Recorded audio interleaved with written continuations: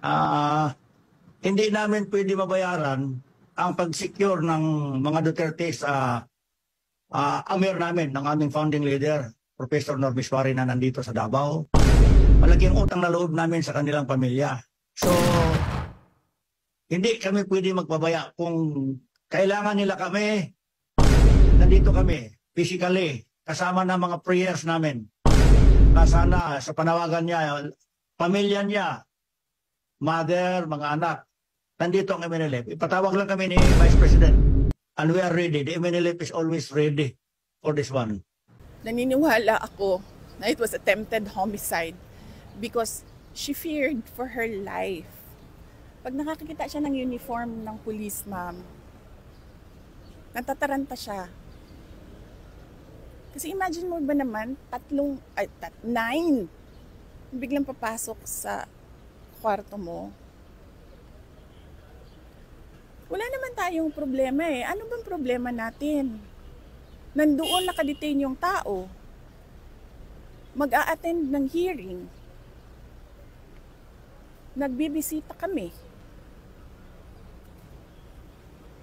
Sinusunod namin yung oras ng pagbisita. I don't understand. Why do you have to antagonize a detainee who is fully cooperating sa lahat ng kailangan niyang gawin para matapos lang ang king-inang hearing na yan na money-making scheme ng mga congressman? I did an apology. And then, ang sabi po nila, I just have to do an MR. And I did an MR, but they did not rule on it. And then suddenly they have an order transferring me. When ang nauna naman na order ng final ng lawyers namin was an MR to lift that order of contempt. Because they said that was the procedure. If they were not able to rule on that, how were they able to come up with an order, to transfer me to the Women's Correctional in the dead of the night? I mean, bakit ganun? Wala na bang rights yung mga tao? They just keep your room and then just get...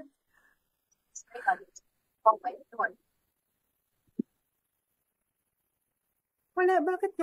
I don't understand. Ma'am, okay lang po kayo ng questions from media? Can I have tissue? Sorry. Yeah. I'm sorry, I know it's the middle of the night, but I'm so scared. Yeah, I do understand, ma'am. I'm just Fred, scared. do you have question? Ma'am, good morning po, ma'am. Ma'am, I hope I don't mind, pero why do you think po bigla kayong pinalipat bigla sa correctional, ma'am? Do you think po ba it's because of the presence of the Vice President there? Parang, do you think po ba na gusto kayong paghiwalayin ni VP Inday? Kasi I know that you have a close working relationship with the Vice President. So, why do you think bigla kayong pinalipat sa correctional, ma'am? I really don't know. All I know is that I am not an accused of any crime. I am just a person detained here for 5 days until the hearing ng Monday. I have been trying to cooperate to the very best of my ability, so I do not understand why they just go to your room, get your phones, and then just tell you that they will move you to a women's correctional at 12 o'clock. Meron pa bang batas yan? Don't people get rights anymore? I am a person, I'm trying to cooperate. But they just move me there. Alam naman nila I am a chronic back concern. Tapos kanina pinayagan ako ni Chairman Chua dun sa mga request ko, and then suddenly they change everything and then they come up with an order when they were not able to rule on my MR.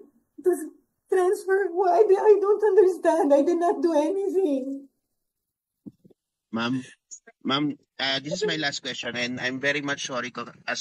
I'm sorry, ma'am, kasi I understand your situation right now. Pero ma'am,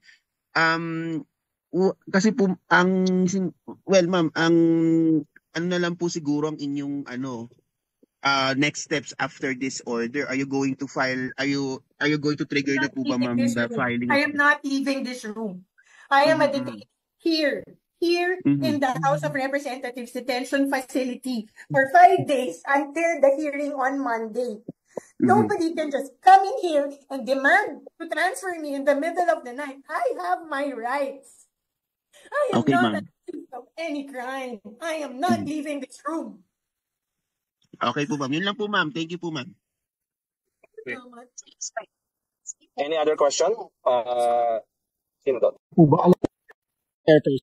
Because if there was an ongoing, really ako ni naman I really answer to the best of my should.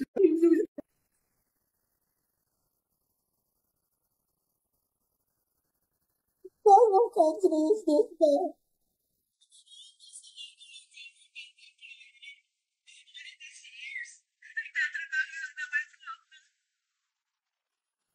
They don't even respect your rights. I do not understand. What kind of country is this?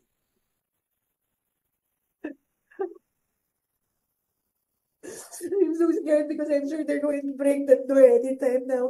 Alam nyo, ginawa ko, tilagay ko yung cat tray, yung double deck na bed, pinush ko sa door para hindi sila makapasok. I'm so scared.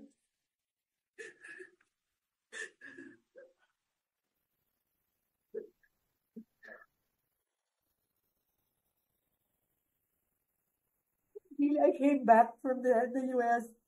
I attended the hearing in good faith. I answered all their questions. Hindi ako nanggugulo. I think I was very, respectful in answering all their questions to the very best of my ability. Ang sabi nila sa akin, mag-MR lang daw ako, which I did. It's my right. Ang sinabi ko, na parang talaga naman I really answered to the best of my ability and I attended that in good faith. And they said, mag-MR ka, we will let you go. So we filed our MR. They did not rule on it, but suddenly they were able to come out with an order ruling to transfer me to the Women's Correctional. Sabihin mo, ano sinabi nila sa iyo? Para ma-release yung contempt. Di ba? Sinabi nila sa iyo, release namin yung contempt kung i-release mo yung akas. Sabi nila sa akin, if you notice, if you were in the hearing, di ba? Sinuspend po ng Chairman Chua yung session.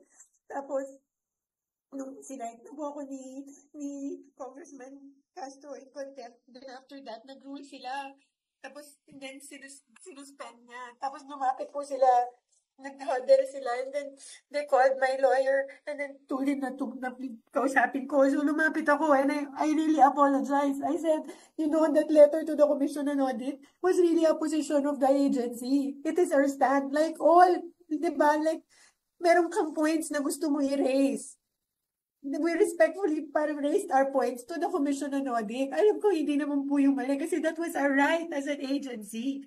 Because there was an ongoing audit investigation. Pero hindi naman namin kinukuha yung right ng COA to decide on the matter.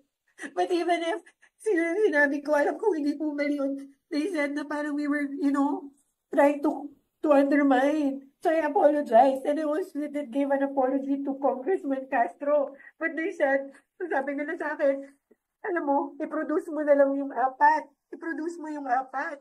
So they said, Congressman, hindi naman po ang pag-attend po ng hearing is a personal choice. I will only do my best. And then they said na parang, no, para ano ka pa naging chief of staff kung hindi mo naman kaya i-produce yan? I-produce mo sila.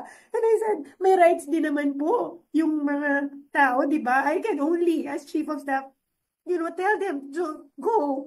Diba, go. But if ayaw po nilang sumama, I do not have that power over them because people have rights if they want to, join a hearing or not. But that's what they said. Tapos and then, yun yung sinabi ko because I really cannot commit to make them attend because it's a personal choice. Like me, I chose to come back and attend. Diba? So, and then after that, nag-public apology na ako before the session was like, di ba, suspended. Nag-public apology din ako kay Congressman Castro and I made it parang arrest again to please leave that order because wala naman talaga intention ng Office of the Vice President, to undermine either the Commission on Audit or the House of Representatives in their powers. That was not the point. But nung nilalabas na po ako, pinabol na naman nila. Pinabol nila kami. And then they said, i-produce mo yung apat. I-produce mo yung apat. But I cannot do that. People have rights.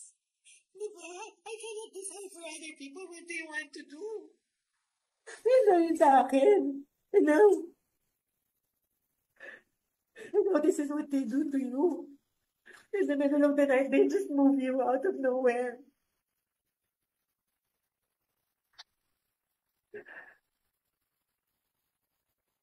How can I produce people, di ba? How can I do that? I can only produce myself, in which I have done.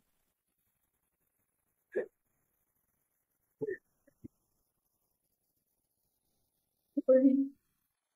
Hindi ko na alam ano nangyayari sa bansa na to. Wala nang batas.